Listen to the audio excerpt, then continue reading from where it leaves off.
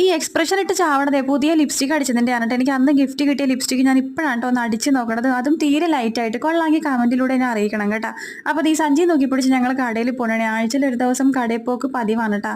അങ്ങനെ ആദ്യം തന്നെ ഇതേ നമ്മൾ കൂവപ്പാടത്തുള്ള ATMിലോട്ടാണ് പോയത്. അങ്ങനെ ചേട്ടൻ അകത്തോട്ട് കയറിപ്പോയി. ഞാൻ പുറത്തു നിന്ന് ഇങ്ങനെ അങ്ങോട്ടും ഇങ്ങോട്ടൊക്കെ കുറേ നേരം വായും പൊളിച്ച് നിന്ന് കുറച്ച് വീഡിയോയ്ക്ക് എടുത്ത ശേഷം നേരെ നമ്മൾ ചുള്ളിക്കലുള്ള മാർജിൻ ഫ്രീയിലോട്ടാണ് പോയത്.